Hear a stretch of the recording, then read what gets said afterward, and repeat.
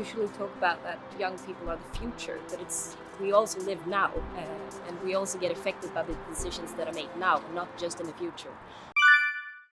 皆様ごきげんよう、高松菜奈です。皆様スウェーデンのユース党をご存知でしょうか。日本でも自民党青年局や立憲民主党青年局など政党の青年部があります。ですが政党の若者向けの広報機関に過ぎなかったりと、なかなか青年部が大きな影響力を持つことは少ないです。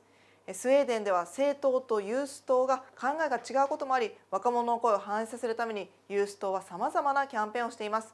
今回私はスウェーデンに行きまして、環境党のユース党の代表の方に取材しました。ちなみに環境党とは名前の通り環境保護を重視しており、特に若者からの高い支持を集めている政党です。環境党のユース党は普段どのような活動をしているのか、どうして強い影響力を持っているのか迫りました。どうぞご覧ください。Please introduce yourself. Yes. My name is Rebecca Forsberg. I'm 23 years old and I'm from Gothenburg in Sweden. And I'm the spokesperson for the Green Youth Party here in Sweden. ユース党の会員はどのように集めていますか？ We usually recruit members at schools, so usually what we call gymnasium for kids who are around 15 to 18 years old. But it's been harder to get into the schools lately because they have been blocking us from being able to enter. So we're working together, all the youth organizations and that, to be able to recruit more young people because we think that is important for the democracy. 若者の声をどのように党のヘッドとそれから政府に伝えていますか？ We have two spokespersons. It's me and my colleague Ida, and we usually sit at all the big meetings with the party board and the other groupings that take these decisions and try to make the young people's people voices heard. その若者の声を政治に反映させることができたいい事例がありますか？ Yes, because we usually do a lot of work before the big party congress that happens once every twice years, and we usually gather the young people and take decisions about which questions we should focus on, which reforms we want to push. So a couple of years ago, we were able to push forward something like a new legislation surrounding like rape and sexual violence that has led to more rapists being persecuted.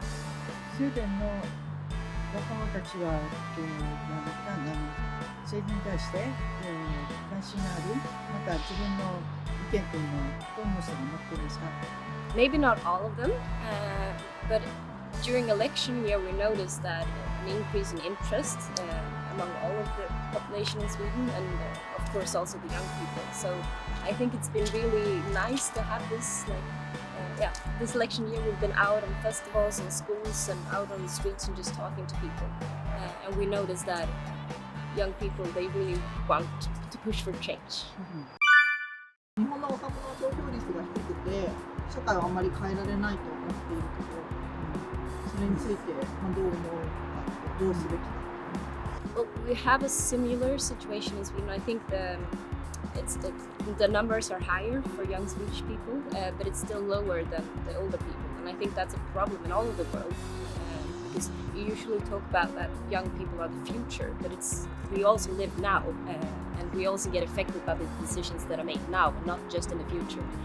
So I think it's really important for young people to organize together and to really show that it is possible to make change. And here in Sweden, for example, we want to push for a reform that will allow 16-year-olds to vote. That would lower the age of voting, because today in Sweden, a lot of people get to vote the first time when they're 22, and I think that's way too late. You're not allowed to vote until 18, so if you are born just before the election, you will have to wait another 4 years. And I think we should try to make as many people, make it possible for them to participate in democracy as possible. It shouldn't matter how old you are.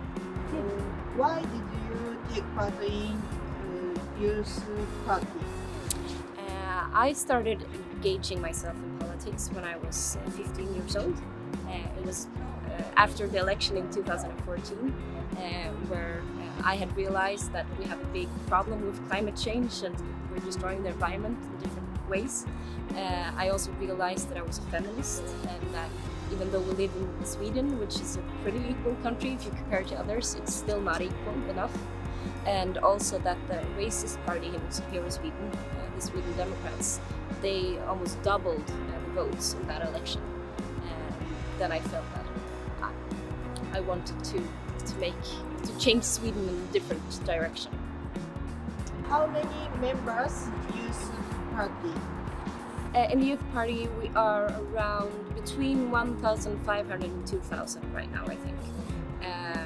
Our highest has been around 6,000, but after Corona, during Corona and also after, it has been hard to recruit people because we're not allowed to go into the schools and you shouldn't be outside basically. So we're trying to recruit even more after the election.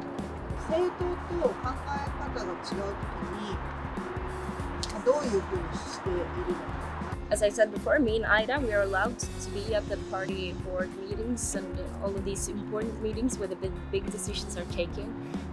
So we usually try to make our voices heard in these meetings and to create networks and really make them know that we are a force to reckon with. But also during the party congresses, we are usually the group of Congress participants who are able to push our reforms the most. So we usually strategize a lot about that and network and try to change the minds of people and hold speeches and write debate articles and so on. 参加してるメンバーは優秀な子が多いのか、困ってるような当事者の声が届けるかもしれない。I think it varies a lot what class they are from, what part of the country they are from. You can see that we have a lot of members, for example, who are from the LGBTI community and work a lot about psychological health and a lot of these problems that LGBTI people are subjects for. But I would say it's from different parts of the country, from different class backgrounds. Some people have parents who are very engaged in politics and some people do not. Me, for example, I come from a family that has not been doing politics. So I'm the first in my family to do that.